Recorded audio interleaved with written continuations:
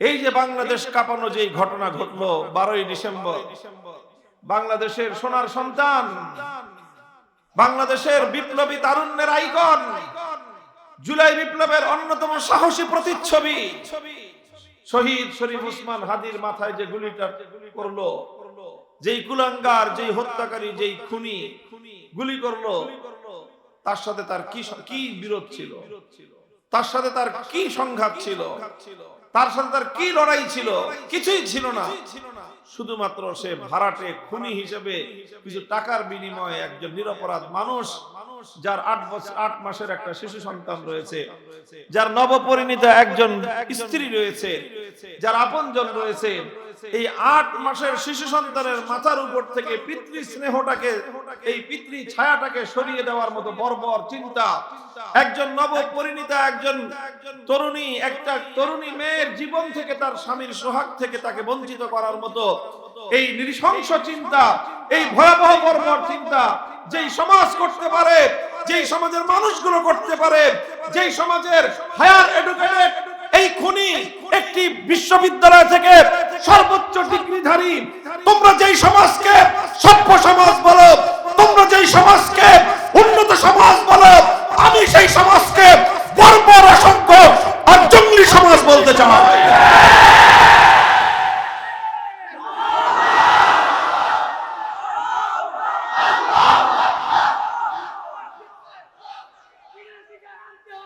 মুহতারাম হাজিরিন, ঘটনা শুধু একটা আলোচনায় এসেছে, পত্র পত্রিকার মিডিয়ায় শুধুমাত্র একটা ঘটনা আলোচিত হয়েছে।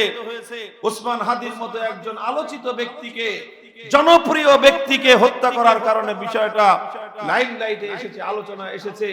অসংখ্য অগণিত হত্যাকাণ্ড প্রতিনিয়ত ঘটছে। 5ই আগস্টের পর থেকে এই পর্যন্ত যারা ভালো, তুলনামূলকভাবে এই সমাজের যেই দল, যেই অংশটা তুলনামূলকভাবে ভালো বিবেচনা করা হয়, তারা শুধুমাত্র অন্তর্দ্বন্দ্বে জড়িয়ে বৈতব্যের এই ভয়াল ছাগলে তারা আক্রান্ত হয়েছে। তার পরিসংখ্যান যদি করা হয়, এই সমাজকে মানুষের সমাজ বলার চেয়ে একটি বর্বরতার সমাজ বলাই অধিক যুক্তিযুক্ত হয়। মুহতারাম হাজিরিন, বলতে চাই, আবার নতুন করে সেই জাহেলিয়াত সমাজকে গ্রাস করতে উদ্যত হয়েছে। এই জাহেলিয়াত থেকে আমার রাসূল সাল্লাল্লাহু আলাইহি ওয়াসাল্লাম যেভাবে একটা সমাজ বিপ্লবের মধ্য দিয়ে, একটি বৈপ্লবিক পরিবর্তনের মধ্য দিয়ে সোনালী সমাজ কায়েম করেছিলেন, আজ যদি আবারও আমরা চাই যে আমাদের এই সমাজটাকে আমরা পরিবর্তন করব, আমরা আবার সেই সোনার মদিনার সুন্দর সোনালী সমাজের এই পরিবেশ আমরা আমাদের সোনালী সুন্দর এই ভবিষ্যৎ প্রজন্মের কাছে উপহার দিতে যদি চাই, আল্লাহর কসম খেয়ে বলি, there is no alternative way, বিকল্প কোনো রাস্তা নাই। তোমাকে আল্লাহর পয়গম্বরের আদর্শের কাছে আসতে হবে, তোমাকে সেই সোনার মদিনার সভ্য সমাজ থেকেই তোমাকে শিক্ষা গ্রহণ করতে হবে।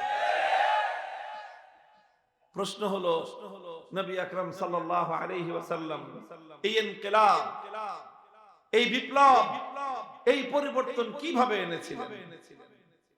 আল্লাহর নবীর কাছে এমন কি জীবন কাঠি ছিল যার ছোঁয়ায়, জাদুকরী ছোঁয়ায় এইরকম একটা বৈপ্লবিক পরিবর্তন এসেছিল? কোরআনে কারীমের তেলাওয়াতকৃত আয়াতের মধ্যে আল্লাহ পাক রব্বুল আলামিন আমার নবীর সেই বৈপ্লবিক কর্মসূচিটাই বর্ণনা করেছেন। ধাপে ধাপে তিনি কিভাবে স্টেপ বাই স্টেপ সেই বর্বর সমাজটাকে সুন্দর সমাজে পরিণত করলেন। হুয়াল্লাযী আরসালা রাসূলাহু বিল হুদা ওয়া দীনিল হাক্কি লিইয়ুযহিরাহু আলাদ দীনি কুল্লিহি হুয়াল্লাযী বা'আসা ফিল উম্মিয়্যিনা রাসূলাম মিনহুম ইয়াতলু আলাইহিম আয়াতিহি ওয়া ইউযাক্কিহিম ওয়া ইউআল্লিমুহুমুল কিতাবা ওয়াল হিকমাহ ওয়া ইন কানূ মিন ক্বাবলু লাফী দালালিন মুবিন। আল্লাহ বলেন যে তিনি নিরক্ষর, অশিক্ষিত, মূর্খ মানুষদের কাছে একজন রাসূল প্রেরণ করলেন।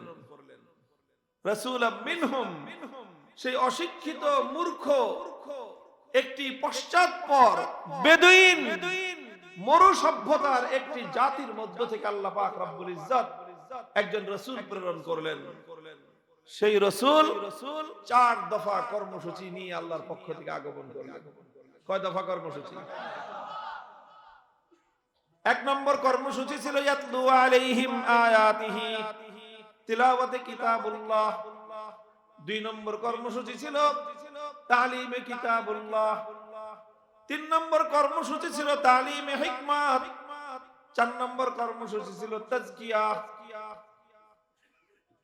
তিলাওয়াতে কিতাবুল্লাহ, তালিমে কিতাবুল্লাহ, হিকমতু কিতাবিল্লাহ, আত-তাজকিয়াতু বিকিতাবিল্লাহ। 4 কর্মসূচির মাধ্যমে সেই বর্বর অসভ্য মানুষগুলোকে আল্লাহর পয়গম্বর সাল্লাল্লাহু আলাইহি ওয়াসাল্লাম সোনার মানুষে পরিণত করেছিলেন। জাহেলি যুগকে তিনি আলোকিত যুগে রূপান্তরিত করেছিলেন। 4টা কাজ। আলোচনা তো লম্বা করব না, 4টা কাজের ছোট্ট ছোট্ট একটু বিশ্লেষণ করে কিভাবে আল্লাহর নবী কাজগুলো করেছিলেন এবং এই 4 কাজের ধাপগুলো বর্ণনা করে একটা উপসংহার টেনে আলোচনা সমাপ্তির দিকে নিয়ে যাব। রাসূল আকরাম সাল্লাল্লাহু আলাইহি ওয়াসাল্লামের সর্বপ্রথম বুনিয়াদি কর্মসূচি, আল্লাহর নবী যে বিপ্লব করেছিলেন, সেই বিপ্লবের ভিত, সেই বিপ্লবের বুনিয়াদ ছিল তিলাওয়াতু কিতাবিল্লাহ। ইয়াতলু আলাইহিম আয়াতিহি, আল্লাহর নবী উম্মতের ঘরে ঘরে কোরআনে কারীমের তেলাওয়াতের গুঞ্জরণ তুলেছিলেন। ঘরগুলো থেকে নারী আর পুরুষরা কোরআনের তেলাওয়াত করত। ঘরের শিশুরা মায়ের গর্ভ থেকে জন্ম নিয়ে মায়ের বুকের দুধ ছাড়ার পরেই তারা আল্লাহর কিতাবের তেলাওয়াত শিখতে আরম্ভ করত। বৃদ্ধ বৃদ্ধা, যুবক যুবতী, শিশু কিশোর, এমনকি একেবারে সদ্য নবজাতক কিছুদিন পরেই যখন তার মুখে কথা ফুটতো, তখন তার মুখের কথায়, মুখের ভাষায় আল্লাহর কোরআনে কারীমের আয়াত তেলাওয়াত হতে থাকে।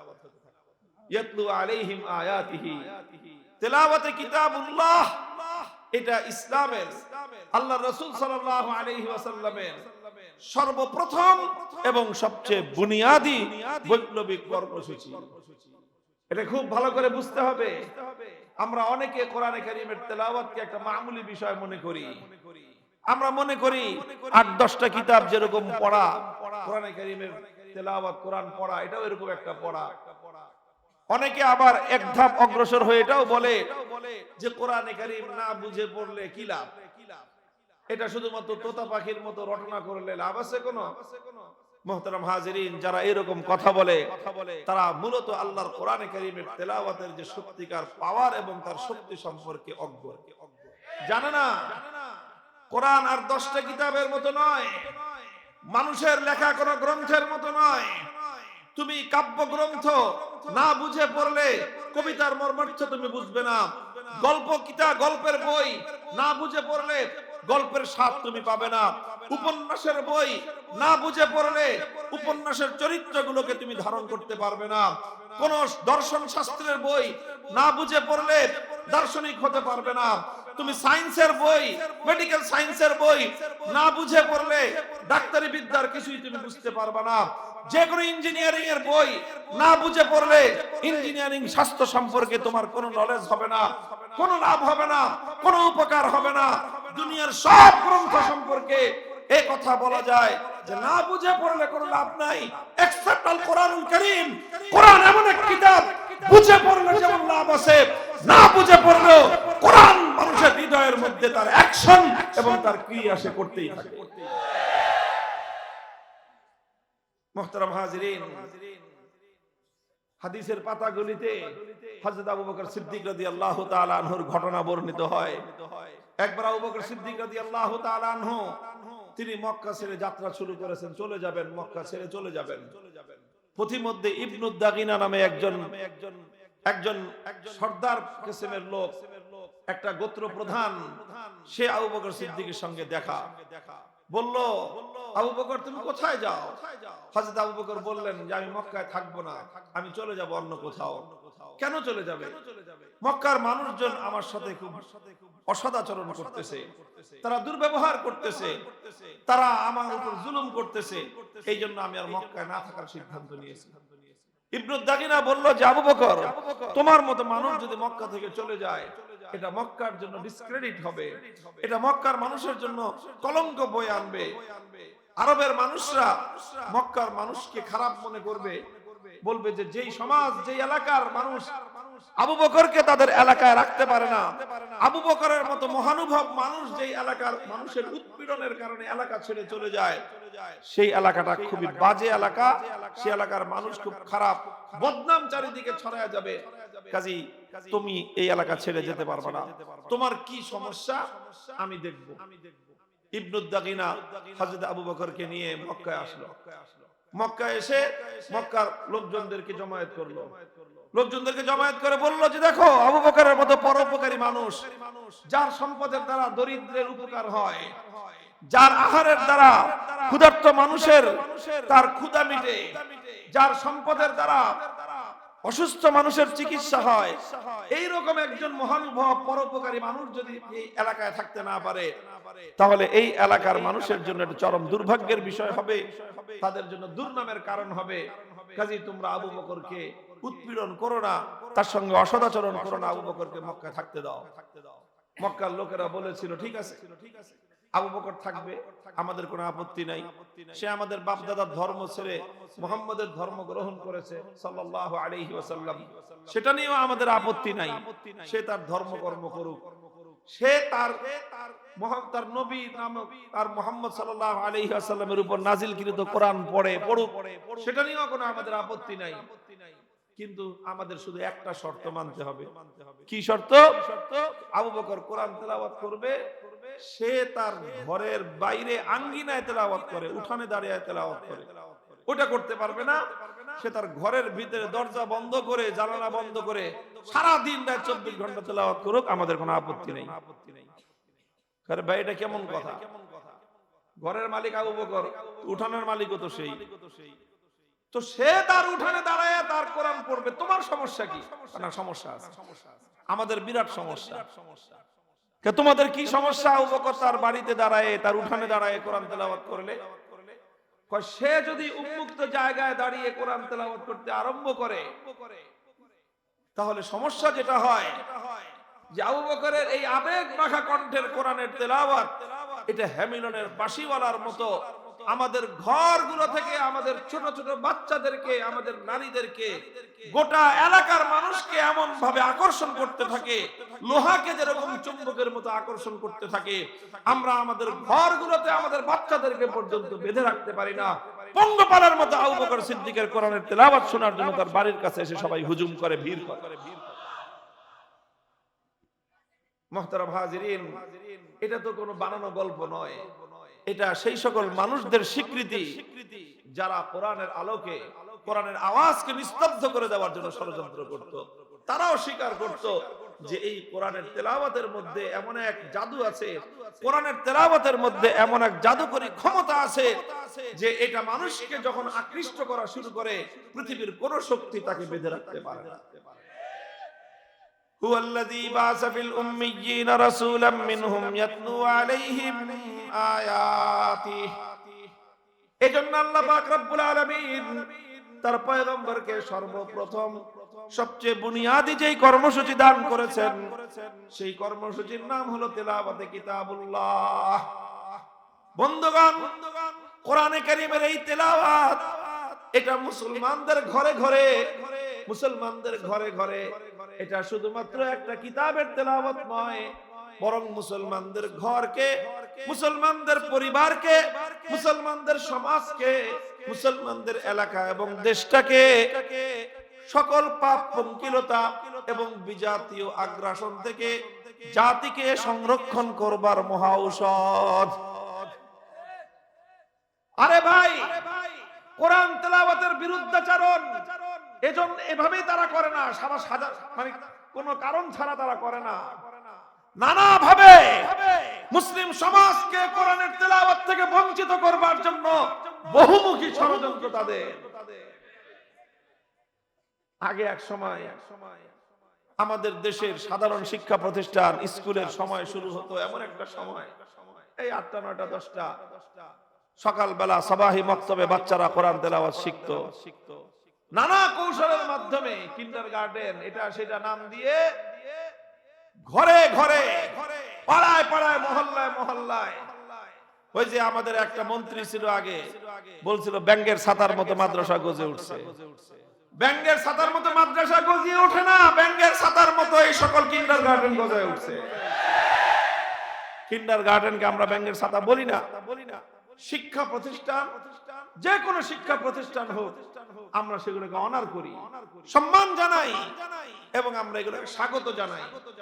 কিন্তু কথা হলো, যেই শিক্ষা প্রতিষ্ঠান গড়ে উঠে মুসলমানের সন্তানকে আল্লাহর কোরআনের তেলাওয়াত থেকে বঞ্চিত করার জন্য, যেই শিক্ষাঙ্গনের সকল কর্ম পরিকল্পনা তৈরি হয় মুসলমানের সন্তানদেরকে কোরআনী শিক্ষা থেকে, কোরআনের আলো থেকে বঞ্চিত করার জন্য, সেটাকে আমরা ষড়যন্ত্র ছাড়া আর কিছুই অভিহিত করতে পারি না। মুহতারাম হাজিরিন, আমরা বলি সারা দুনিয়া শিখো, আমাদের কাছে শিখতে মনে না চায় তাদের কাছেই শিখো। মুসলমানদেরকে আমরা বলি তোমাদের সন্তানদেরকে আলেম ওলামাদের তত্ত্বাবধানে শিক্ষিত করতে যদি মনে না চায়, ঠিক আছে, ওয়েলকাম, তোমরা অন্যদের কাছেই শেখাও, যেখানে ইচ্ছা সেখানে শেখাও। শুধু আমাদের একটা অনুরোধ তোমাদের হাতে পায়ে ধরে আমরা জানাই, সেটা হলো এই, তোমার সন্তান অন্য সব কিছু শেখার আগে তাকে তোমার রবের নাম শিক্ষা দাও। তোমার সন্তানকে সব কিছু শেখার আগে, এবিসিডি সরেয়া সরেয়া সব কিছু শিক্ষার আগে বিসমিল্লাহির রহমানির রহিম শেখাও। অন্য সব শিক্ষার আগে তাকে তোমার রব আল্লাহর নামের সঙ্গে তাকে পরিচিত করো। হে মুসলমান, এটাই হলো আমাদের বিপ্লবের বুনিয়াদ তৈরি করে। কচি হৃদয়ের ভিতরে আল্লাহর কোরআনের তেলাওয়াতের বীজ যখন রোপণ করে দেওয়া হয়, এরপরে তুমি দুনিয়ার তাকে যেখানেই পাঠাও, ইনশাআল্লাহ শিশু বয়সে যেই সন্তান আল্লাহর কোরআনের শিক্ষা গ্রহণ করেছে, নাসার বিজ্ঞানী হয়ে যাদের দেশে গেল, তার পক্ষ থেকে আল্লাহর কোরআনের নূর বিচ্ছুরিত হবে ইনশাআল্লাহ। আমাদের বুনিয়াদি বিপ্লবী কর্মসূচি হলো এটাই ভাই। এটা আমাদের বড় কাজ, এটা আমাদের বড় কাজ না, আসলে এটা আল্লাহ প্রদত্ত সর্বশ্রেষ্ঠ নবীর সর্বশ্রেষ্ঠ কর্মসূচি। এটা আমি আর আপনি বুঝি না। অনেক সময় আমরা মনে করি এই যে একটা মক্তব চালায় হুজুররা, এই যে হাফিজুর রহমান সিদ্দিকী সব কাম পায় না, এই যে বাচ্চাদেরকে মক্তবে পড়ানোর জন্য ভর্তি করায়, এটা মামুলি মনে করবেন না। এটা মামুলি জিনিস নয়, এটা সেই কর্মসূচি ইহুদি খ্রিস্টানরা, ইসরায়েল আমেরিকানরা, তারা তাদের সকল ষড়যন্ত্র এই মুসলমানদের আগামী সন্তানদেরকে কোরআনের শিক্ষা থেকে বঞ্চিত করার জন্য তারা নিয়োজিত করেছে।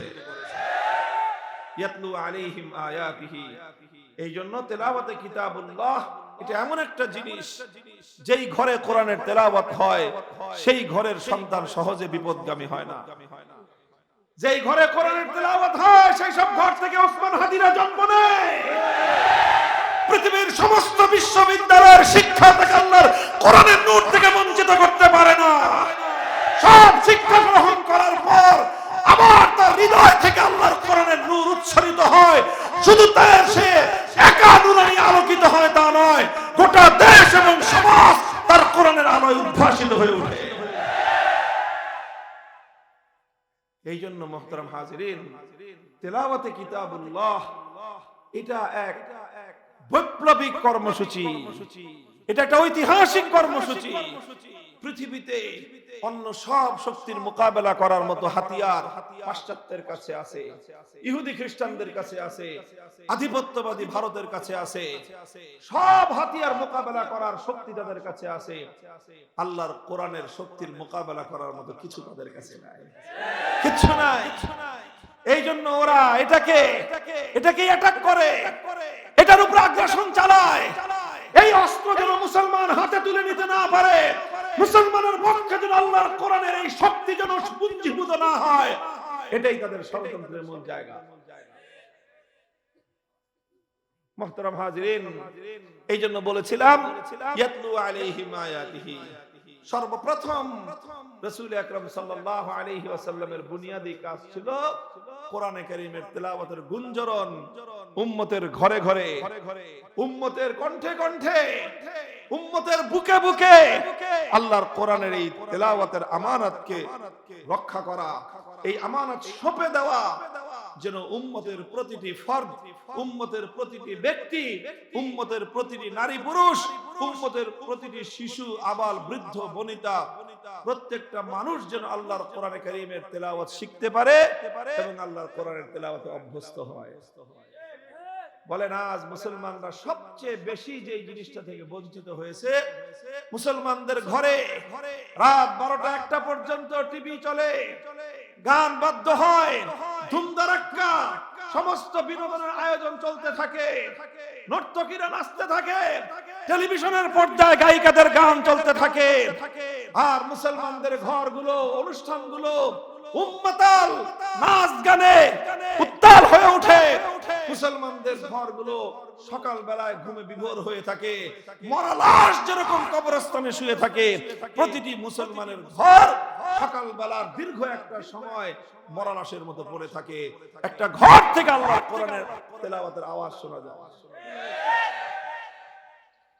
কোথায় আমাদের পতনটা ঘটেছে চিহ্নিত করার চেষ্টা করেন, ইতিহাস পড়েন, হাদিসের পাতাগুলো পড়েন। রাসূল আকরাম সাল্লাল্লাহু আলাইহি ওয়াসাল্লাম প্রতিদিন বা অনেক দিনই এমন হতো, শেষ রজনীতে আল্লাহ নবী মদিনার অলিতে গলিতে ঘুরতেন, শেষ রাতে অলিতে গলিতে ঘুরতেন। কেন ঘুরতেন?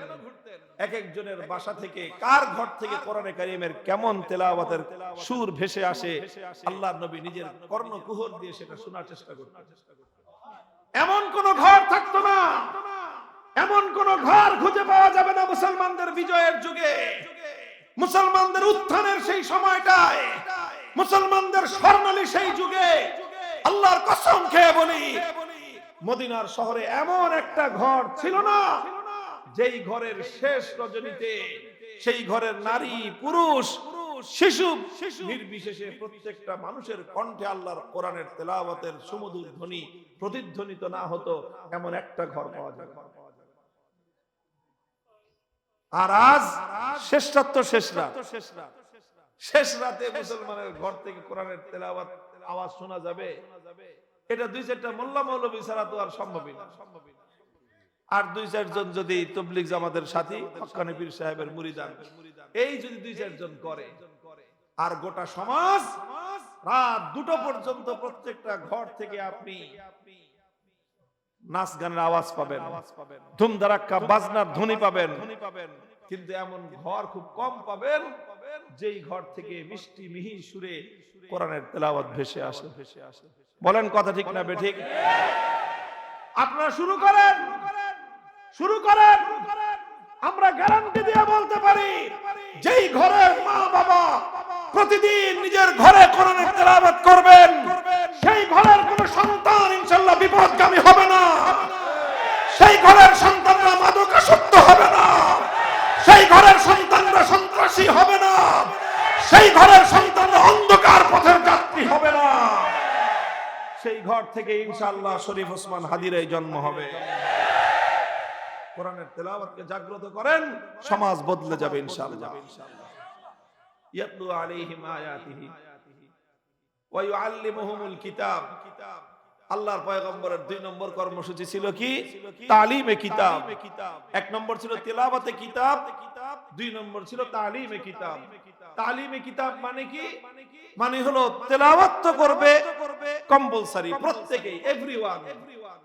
তেলাওয়াতে কিতাবুল্লাহ থেকে এক মুসলমানও বঞ্চিত হবে না। 100% মুসলমান 100% কোরআনের তেলাওয়াতকারী হবে। কথা পরিষ্কার? ছেলে হোক মেয়ে হোক, ছেলে হোক মেয়ে হোক। আরে ভাই ওলামায়ে কেরাম কি করবে বলেন? যত রকম আয়োজন থাকতে পারে মুসলমানের সন্তানকে কোরআনের তেলাওয়াত শিক্ষার জন্য আলেম ওলামারা সব রকম ব্যবস্থা করেছে। আজকাল ওলামায়ে কেরাম মেহনত করে আফটার স্কুল মাকতাব করেছে, বাচ্চাদেরকে স্কুলে পড়ান। আপনার স্কুল টাইমের সাথে শিডিউল ঠিক রেখে 1 ঘন্টার জন্য বাচ্চাকে আফটার স্কুল মাকতাব নামে সারা দেশব্যাপী এক বিপ্লবী কর্মসূচি চলছে আলেম ওলামাদের নেতৃত্বে। 1 ঘন্টা সময় দেন আপনার বাচ্চাকে। প্রত্যেকটা এলাকা এলাকা আফটার স্কুল মাকতাব গড়ে উঠেছে, ওখানে দেন না 1 ঘন্টা। আপনার ছেলে স্কুলে পড়ুক, তারপরে কলেজে পড়বে, ভার্সিটিতে পড়বে, সারা দুনিয়া জয় করবে। আফটার স্কুল মাকতাব 1 ঘন্টা পড়বে, অথবা সবাহি মাকতাব 1 ঘন্টা পড়বে। আর এখন তো আলহামদুলিল্লাহ প্রতিটি মাদ্রাসায় এমন আধুনিক কারিকুলামে আমরা বাচ্চাদেরকে পড়াচ্ছি। এই যে মাদ্রাসা আপনারা দেখলেন এখন প্রদর্শনী, এখানে ছোট ছোট বাচ্চাদেরকে যেই বয়সে আমরা ক্লাস 5 অথবা ক্লাস 3 পর্যন্ত বাচ্চাদেরকে আমরা সাধারণ শিক্ষায় শিক্ষিত করে দিচ্ছি, যে কোনো স্কুলের শিক্ষার্থীদের সাথে আমাদের মাদ্রাসার ক্লাস 3 ছাত্ররা কম্পিটিশন করতে প্রস্তুত, প্রত্যেকটা সাবজেক্টে প্রস্তুত। বাংলা, অঙ্ক, ইংরেজি সহ যতগুলো সাবজেক্ট, প্রতিটা সাবজেক্টে তারা কম্পিটিশন করবে।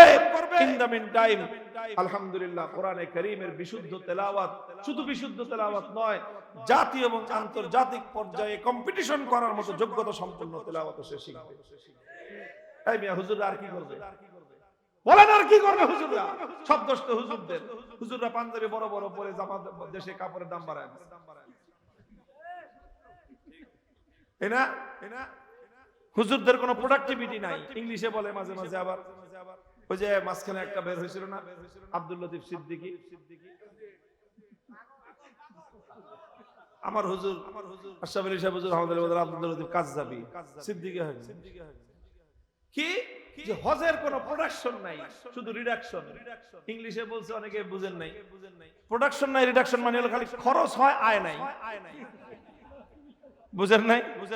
কয় হুজুররা তো দেশের অর্থনৈতিক উন্নয়নে কোনো ভূমিকা রাখে না। উন্নয়ন কাকে বলা হয়, উন্নয়ন কাকে বলা হয় এবং উন্নয়ন কিভাবে হয়, তার যদি সত্যিকার আলোচনা করতে বসি, ঘন্টার পর ঘন্টা আলোচনা দ্বারা আমরা সাব্যস্ত করে দিতে পারবো তোমাদের লজিক, তোমাদের যুক্তি এবং তোমাদের জ্ঞান বিজ্ঞানের আলোকে যে আলেম ওলামারা এই দেশের, এই সমাজের অর্থনৈতিক উন্নয়নে যেই ভূমিকা তারা পালন করতেছে, যদিও প্রত্যক্ষ নয় তবে পরোক্ষভাবে তাদের যে ভূমিকাটা সমাজের অন্য কোন শ্রেণী এবং পেশার মানুষের এই কন্ট্রিবিউশন নাই। যাই হোক, তেলাওয়াতে কিতাব বাচ্চাদেরকে, প্রত্যেক ব্যক্তি, মুসলমানদের মধ্যে এক ব্যক্তিও থাকবে না যে কোরআনে কারীমের তেলাওয়াত করতে পারে না। মুসলমানদের জাতীয় শিক্ষা ব্যবস্থা এমন হতে হবে, মুসলিম দেশের জাতীয় শিক্ষা ব্যবস্থা এমন হতে হবে যেই শিক্ষা ব্যবস্থার মাধ্যমে প্রত্যেকটি সন্তান যারাই শিক্ষাঙ্গনে যাবে সর্বপ্রথম অন্যান্য শিক্ষার সাথে কোরআনে কারীমের তেলাওয়াতের বিশুদ্ধ শিক্ষা সে পাবে। প্রাইমারি স্কুলে গানের শিক্ষক নিয়োগ দাও, নাচানাচির শিক্ষক নিয়োগ দাও, কিন্তু আমরা বছরের পর বছর বলে আসতেছি যে প্রাইমারি স্কুল মুসলমানদের ট্যাক্সের পয়সায় চলে, মুসলমানদের সন্তানরা সেখানে পড়ে, মুসলমানদের ট্যাক্সের পয়সায় সেখানকার ভবন তৈরি হয়, টিচারদের বেতন হয়, সব আমাদের ট্যাক্সের পয়সায় হয়। অথচ সেই প্রাইমারি স্কুলগুলোতে আমাদের বাচ্চাদেরকে কোরআন শিক্ষা দেওয়ার জন্য না সিলেবাস আছে, না একজন করে শিক্ষক নিয়োগ দেওয়ার দাবি পূরণ করার কোনো ইচ্ছা আছে তাদের। এগুলো বলতেছি আমরা, এই পর্যন্ত বলে যাচ্ছি, এরপরে কিছুদিন পরে আর বলা বলি নাই, এগুলো আমরা বাস্তবায়ন করব। স্কুলগুলো আমরা নিজ হাতে প্রয়োজন, নিজেদের হাতে দায়িত্ব তুলে নেব ইনশাআল্লাহ। এদেশের মুসলমানদের শিক্ষা ব্যবস্থা আল্লাহর কোরআনকে বাদ দিয়ে জাতীয় শিক্ষা কারিকুলাম চলতে পারে না, সামনের দিকে আমরা চলতে দেব না।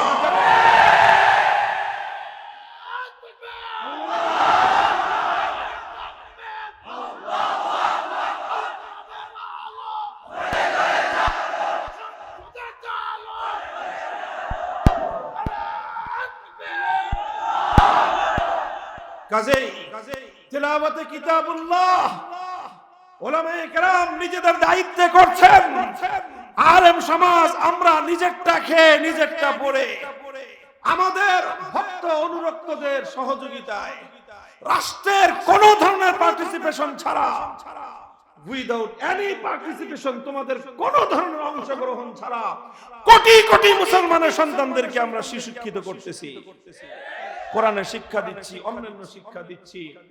এটা আমরা করতেছি।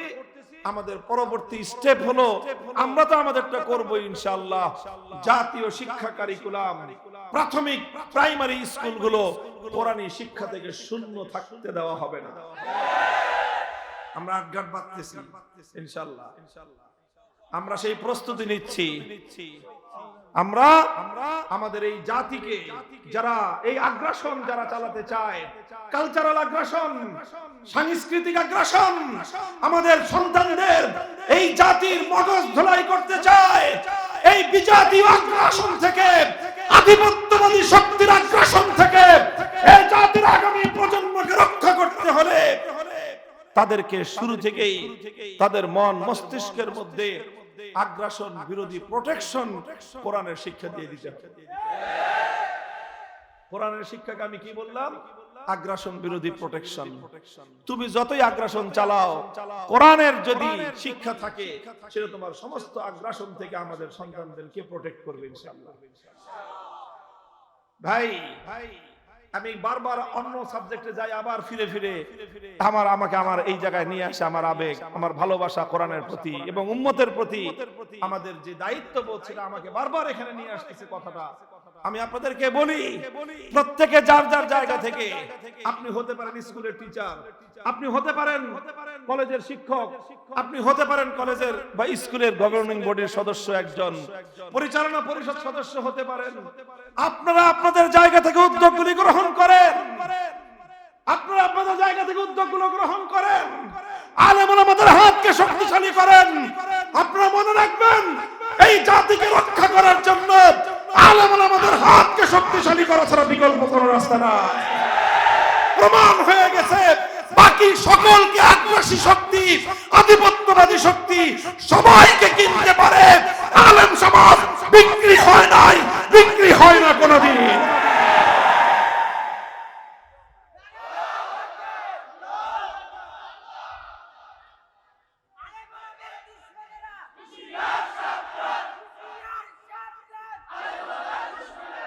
মুহতারাম হাজিরিন, এই জন্য ইয়াতলু আলাইহিম আয়াতিহি, সবচেয়ে বুনিয়াদী কাজ কোরআনের তেলাওয়াতের শিক্ষা ব্যাপক করতে হবে।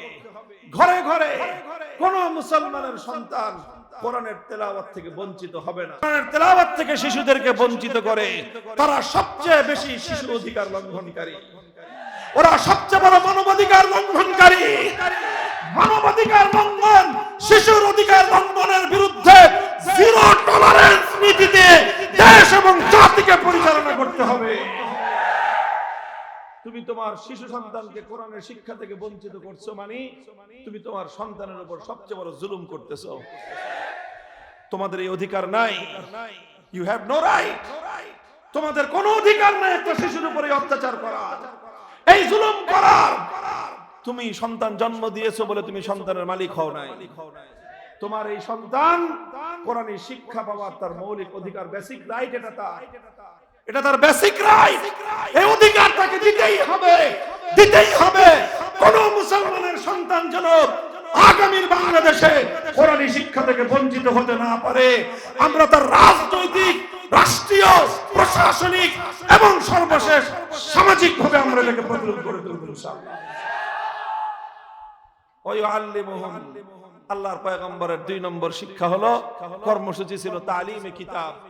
তালিমে কিতাবের অর্থ হলো এই, যেই তেলাওয়াত আল্লাহর নবী প্রথম শেখালেন, এরপরে দ্বিতীয় ধাপে হলো কোরআনের মর্ম বুঝানো।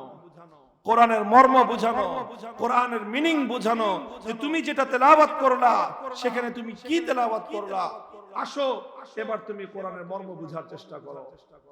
আলহামদুলিল্লাহ, আমাদের মাদ্রাসাগুলোর 10 বছর 12 বছরের শিক্ষা কারিকুলাম কোরআনের এই পূর্ণ মর্ম ব্যাখ্যা সহ বোঝানোর জন্যই এটার কোর্স, কওমি মাদ্রাসার শিক্ষা কোর্স আজকে সারা দুনিয়া ব্যাপী সর্বশ্রেষ্ঠ শিক্ষা কোর্স। ওয়ায়ুআল্লিমুহুমুল কিতাব, রাসূল আকরাম সাল্লাল্লাহু আলাইহি ওয়াসাল্লাম বিভিন্ন ভাবে উম্মতকে কোরআনে কারীমের মর্ম বোঝাতেন, মর্ম শিক্ষা দিতেন এবং সাহাবায়ে কেরাম তারা কোরআনে কারীমের মর্ম বোঝার জন্য দীর্ঘ দীর্ঘ সাধনা করতেন। 3 নম্বর কর্মসূচি হলো ওয়ায়ুআল্লিমুহুমুল কিতাব ওয়াল হিকমাহ, তালিমে হিকমত। তালিমে হিকমতের অর্থ কি? তালিমে হিকমতের অর্থ হলো নবীজি প্রথমে কোরআনে কারীমের তেলাওয়াত করলেন, তারপরে যেটা তেলাওয়াত করলেন তালিমে কিতাবের আন্ডারে, সেটার মর্ম বুঝালেন। এবার 3 নম্বর কর্মসূচি হলো তালিমে হিকমত। তালিমে হিকমতের অর্থ কি? তালিমে হিকমতের অর্থ হলো যেটা এতদিন তোমাকে থিওরিটিক্যালি কোরআনের যে মর্ম বুঝিয়েছি, এবার সেটা সমাজে জীবনে প্র্যাকটিক্যাল করে দেখানো হবে। বুঝেন না এই কথাটা? এই খুব লক্ষ্য করে বুঝেন, মাদ্রাসার ছাত্র তালেবে ইলমরা খেয়াল করে বুঝো, বিষয়টা খুব জরুরি, গুরুত্বপূর্ণ।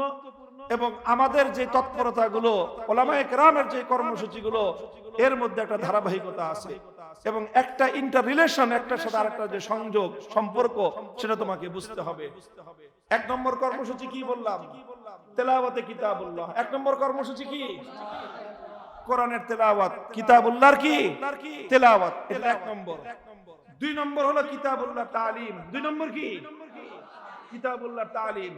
তেলাওয়াত মানে হলো পড়া, তালিম মানে কি? অর্থ বুঝা। তালিম মানে কি? অর্থ বুঝা। এবার আসছে তালিমে হিকমত, অর্থাৎ হিকমতু কিতাবিল্লাহ। এটার অর্থ কি?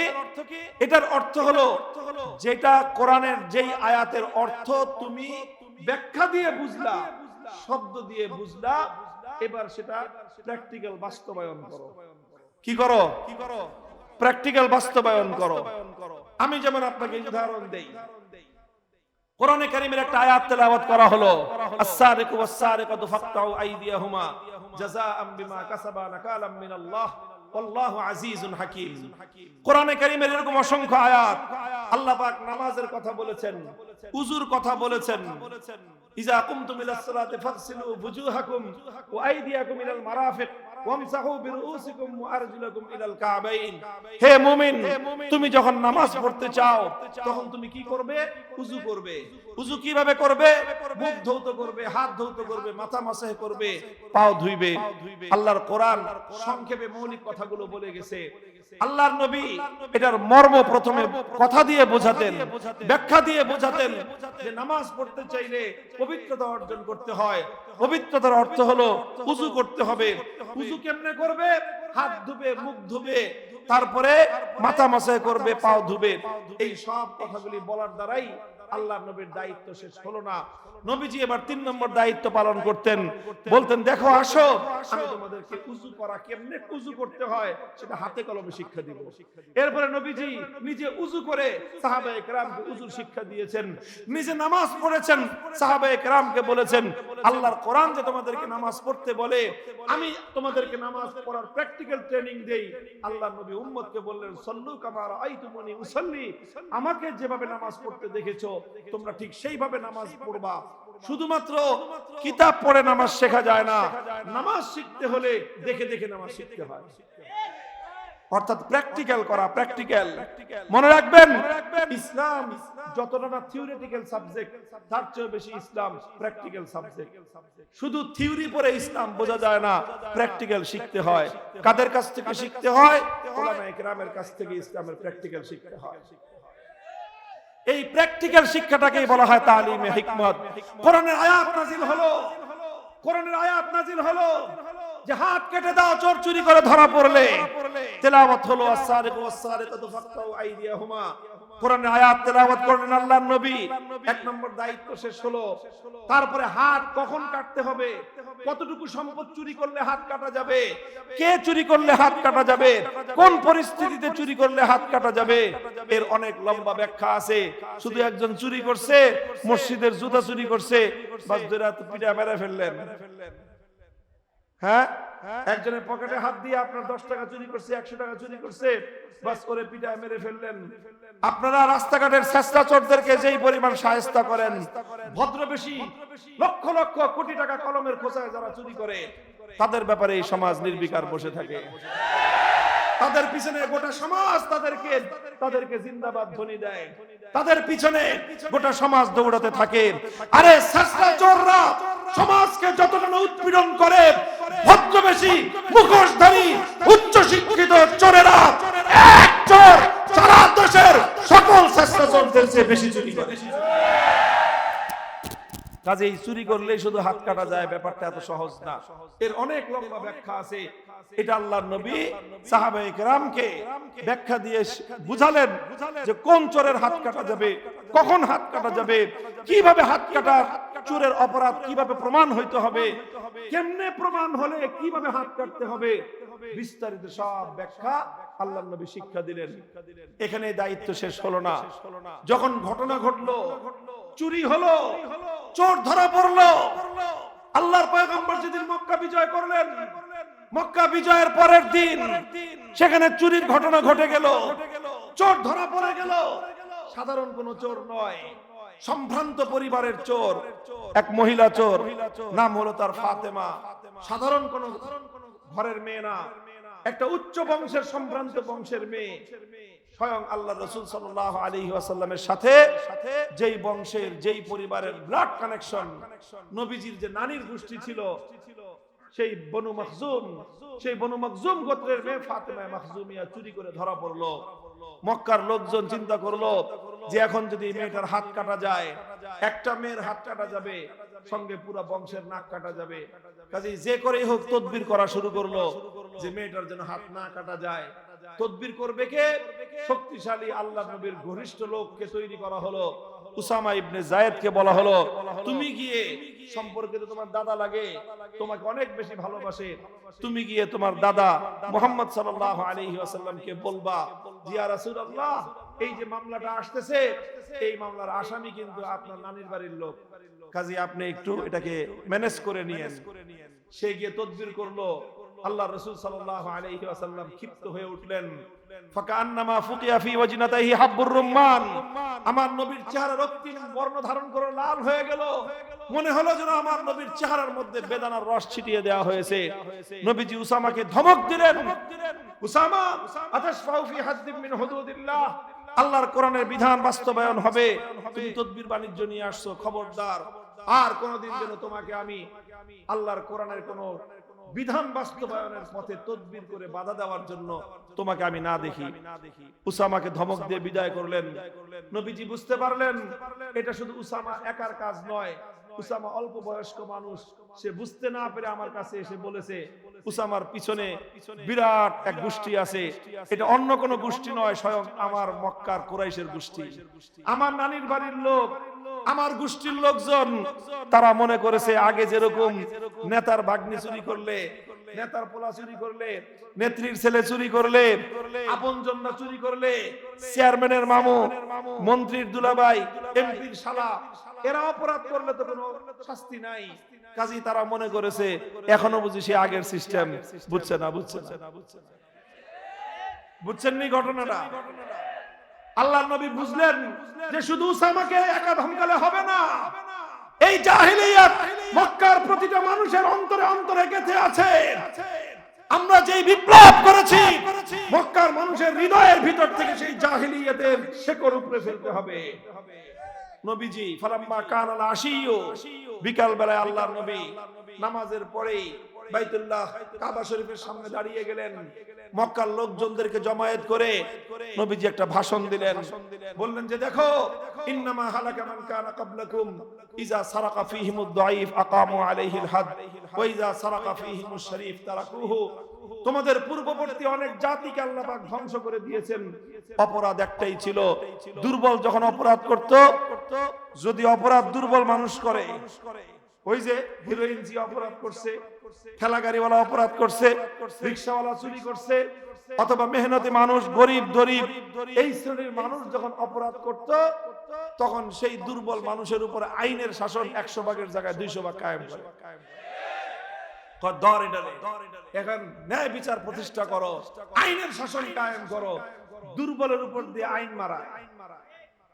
আল্লাহর নবী বলেন ওয়াইজা সারাকা ফীহিমুশ শরীফ তারাকুহু, সেম অপরাধ কোন একজন প্রভাবশালী ব্যক্তি করত, সেম অপরাধ যখন তাদের মধ্যে কোন শিল্পপতি করত, কোন সম্ভ্রান্ত মানুষ যখন করত, যখন ক্ষমতাসীন কোন মানুষ যখন সেই অপরাধ করত, তখন সেই প্রভাবশালী ক্ষমতাসীনের উপর তখন আর আইনের শাসন কায়েম করে।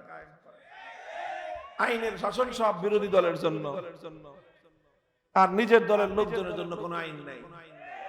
আল্লাহর নবী বলেন, যখন কোন সমাজে এই ধরনের বৈষম্য তৈরি হয়, আল্লাহ পাক রব্বুল আলামিন সেই সমাজকে ধ্বংস করে দেন। আজ তোমরা চাও যে আমার গোষ্ঠীর লোক অপরাধ করে ধরা পড়েছে, শুধু আমার সম্পর্কের কারণে আমি তাকে অপরাধ থেকে, বিচার থেকে আমি তাকে খালাস দিয়ে দিব। খবরদার, মনে রেখো, আজ যদি আমার নানির গোষ্ঠীর ফাতেমা নামনি মেয়ে না হয়ে, ওয়াল্লাহি লাউ আন্না ফাতিমা বিনত মুহাম্মাদিন সারাকাত লাকাতাতু ইয়াদাহা, যদি আমার মেয়ে কলিজার টুকরা ফাতেমা যদি আজকে চুরি করে ধরা পড়তো, আমি আল্লাহর নামের কসম খেয়ে বলি, আমি তার হাত কেটে দিতে এতটুকু দ্বিধা করতাম না। এটার নাম হলো তালিমে হিকমত।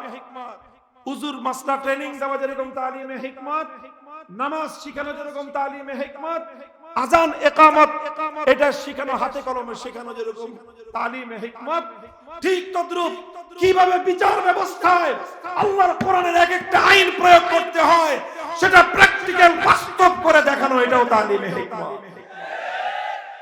এটা হলো 3 নম্বর কর্মসূচি। 4 নম্বর কর্মসূচি হলো ওয়াইজাকিহিম, আল্লাহর কোরআনের যেই আয়াত তেলাওয়াত হয়েছে, তেলাওয়াতে কিতাবুল্লাহর আন্ডারে, তারপরে তালিমে কিতাবের আন্ডারে যেই আয়াতের মর্ম বোঝানো হয়েছে, তালিমে হিকমতের মাধ্যমে যেই আয়াত প্র্যাকটিক্যাল বাস্তবে প্রয়োগ করা হয়েছে, তাজকিয়ার অর্থ হলো মানুষের আখলাক এবং চরিত্রের মধ্যে কোরআনের সেই আয়াতগুলিকে মানুষের চরিত্রের মধ্যে প্রতিষ্ঠিত করে দেওয়া, মানুষকে আল্লাহর কোরআনের চরিত্রে চরিত্রবান বানানো, এটার নামই হলো তাজকিয়া। আলহামদুলিল্লাহ, আমার কথা শেষ। এখন আপনাদেরকে আখেরি কথা বলি। এই যে আল্লাহর নবীর 4 দফা কর্মসূচির কথা বললাম, এই কর্মসূচির মাধ্যমে আল্লাহর নবী সেই সোনার সমাজ কায়েম করেছিলেন। আমরা কি চাই আমাদের এই জাহেলি সমাজটা সেই সোনালী সমাজে পরিণত হোক? চান তো? আমরা চাই তো ইনশাআল্লাহ? হাত নামান, হাত নামান, হাত নামান। এবার শুনেন, এই 4 কর্মসূচি আলহামদুলিল্লাহ এদেশের আলেম সমাজ নিরবচ্ছিন্ন ভাবে, নিরলস ভাবে এদেশের হক্কানি উলামায়ে কেরাম এই 4 কর্মসূচি অব্যাহতভাবে চালিয়ে যাচ্ছে। বলবেন কিভাবে চালিয়ে যাচ্ছে? তেলাওয়াতে কিতাবুল্লাহ আলহামদুলিল্লাহ এই জমিনে উলামায়ে কেরামের প্রতিষ্ঠিত মক্তব, হিফজ বিভাগ, সাবাহি মক্তবগুলো জাতির প্রত্যেকটি সন্তানকে কোরআনের তেলাওয়াত শিক্ষা দেওয়ার চেষ্টা করতেছে। এদেশের মাদ্রাসাগুলো মুসলমানদের সন্তানদেরকে কোরআনের মর্ম শিক্ষা দেওয়ার জন্য 10 থেকে 12 বছরের শিক্ষা সিলেবাসের মাধ্যমে চেষ্টা করতেছে। তারপর আসো তালিমে হিকমত, দাওয়াতুল হকের মাধ্যমে উম্মতের এক দল উলামায়ে কেরাম নামাজ, রোজা, তারপরে উযু, আযান, ইকামতের এই বিষয়গুলোর প্র্যাকটিক্যাল তালিম দিচ্ছে। আরেক দল উলামায়ে কেরাম দাওয়াত এবং তাবলীগের মেহনতের নামে মানুষকে ঘর থেকে বের করে আল্লাহর রাস্তায় নিয়ে তাদেরকে সেখানে প্র্যাকটিক্যাল ভাবে আল্লাহর দ্বীনের তালিম, কোরআনের তালিম দিচ্ছে। আর কিছু বিষয় আছে যেগুলো দাওয়াতুল হকের লোকেরাও বলবে না, কিছু বিষয় আছে যেগুলো দাওয়াত এবং তাবলীগের ভাইয়েরাও বলবে না। এমন কিছু আল্লাহর কোরআনের বিধান আছে যেই বিধানগুলো বাস্তবায়ন করতে হলে সমাজ এবং রাষ্ট্রীয় শক্তির প্রয়োজন হয়। কোরআনের সেই বিধানগুলো বাস্তবে প্রতিষ্ঠিত করার জন্যই উলামায়ে কেরাম ইসলামী রাজনীতির কঠিন অঙ্গনে কাজ করতেছেন। এরপরে আখেরি কাজ তাজকিয়ার জন্য, উম্মতের মানুষের চরিত্রের মধ্যে আল্লাহর কোরআনী আখলাক পয়দা করার জন্যই হক্কানি উলামায়ে কেরাম, মাশায়েখে এযাম বিভিন্ন খানকাহের মাধ্যমে এবং ইসলাহি কর্মসূচির মাধ্যমে, তারা আত্মশুদ্ধির মেহনতের মাধ্যমে উম্মতের আখলাকের মধ্যে কোরআনী চরিত্র সৃষ্টি করার কাজ করতেছে। কাজে এই সবগুলি কর্মসূচি এক সূত্রে গাঁথা, এগুলোই হলো আল্লাহর নবীর বৈপ্লবিক কর্মসূচির বুনিয়াদ। কাজেই মনে রাখতে হবে, এই কর্মসূচিগুলোর যে কোনো একটার যে বিরোধিতা করে, সে শুধু একটা কর্মসূচির বিরোধিতা করে না, সে আল্লাহর পয়গম্বরের আনিত ইসলামের পূর্ণাঙ্গ কর্মসূচির বিরোধিতা করে। যারা আল্লাহর কোরআনের মক্তবগুলোকে যারা বন্ধ করে দিতে চায়, কোরআনী শিক্ষার আওয়াজকে যারা স্তব্ধ করে দিতে চায়, তারা যেমন ইসলামের দুশমন।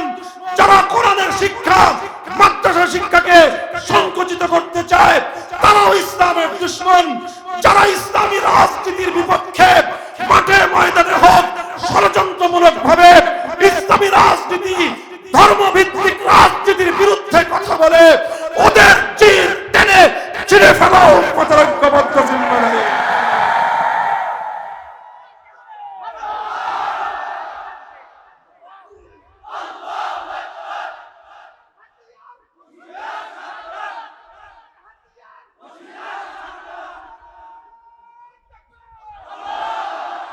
আলহামদুলিল্লাহ, এই সব কর্মসূচি চলছে এবং আস্তে আস্তে এটা দানা বাঁধছে, আস্তে আস্তে দানা বাঁধতেছে। বলেন ঠিক না বেঠিক?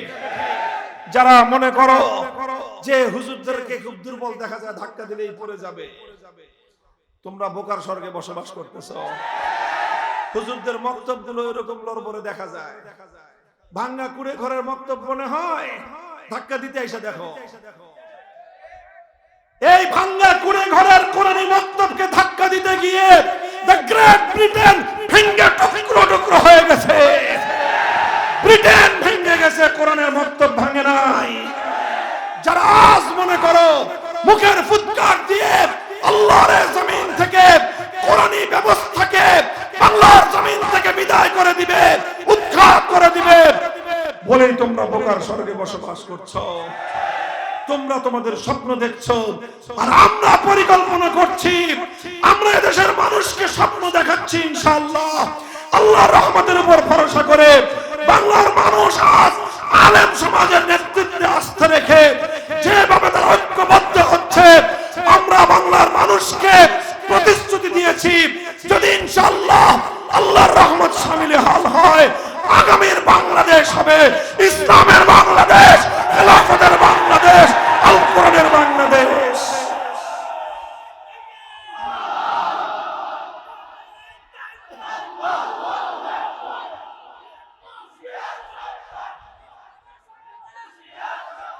এই সাথে থাকবেন তো, না খালি স্লোগান দিয়ে বাড়ি দিয়ে ঘুমাবেন? হ্যাঁ, আছেন তো ইনশাআল্লাহ? হ্যাঁ, শুধু মুখের কথা দিয়ে বিপ্লব আসে না। বাংলা ভাষায় একটা কথা বলে, মুখের কথা দিয়ে চিরা ভিজে না, চিরা ভিজাইতে হলে পানি লাগে। ঠিক তদ্রূপ বিপ্লব এমনি আসে না। বিপ্লবের জন্য প্রথমে ঘাম ঝরানো পরিশ্রম করতে হয়। পরিশ্রম শুধু হুজুররা করবে? হুজুররা তো আলহামদুলিল্লাহ আল্লাহর দ্বীনের জন্য উৎসর্গিত আছেই। সাধারণ মানুষ আলে বলে আমাদের সাথে জুড়তে হবে, ঘাম ঝরানো মেহনত করতে হবে। করবেন তো ইনশাআল্লাহ? এরপরে দ্বিতীয় মেহনত হবে চোখের পানি দিয়ে আল্লাহর কাছে সাহায্য চাইতে হবে। যেইভাবে জুলাই বিপ্লবের আগে এদেশের নারী, শিশু, পুরুষ, আবাল, বৃদ্ধ, বনিতা তারা অকাতরে চোখের অশ্রু নজরানা দিয়ে আল্লাহর কাছে সাহায্য চাইছিল ঘরে ঘরে, ঠিক ওইভাবে আল্লাহর কাছে সাহায্য চাইতে হবে।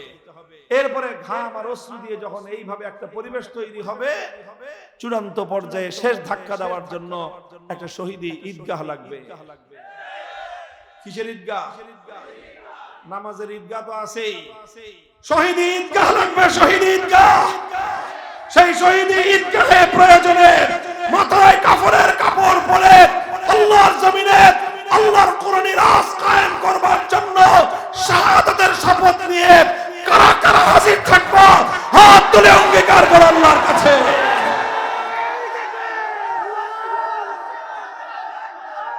ইনশাআল্লাহ। এই এগুলো শুধু কথার কথা? এই শুধু কথার কথা না শপথ? বলো শপথ, বলো অঙ্গীকার। ইসলামী সমাজ গঠনের অঙ্গীকার, কোরআনের সমাজ গঠনের অঙ্গীকার। কার সাথে অঙ্গীকার? কার সাথে? বলো কার সাথে? আল্লাহ পাক রব্বুল আলামিন এই অঙ্গীকার পূরণের তৌফিক দান করেন। ওয়া আখিরু দাওয়ানা আলহামদুলিল্লাহি রাব্বিল আলামিন। আসসালামু আলাইকুম ওয়া রাহমাতুল্লাহ।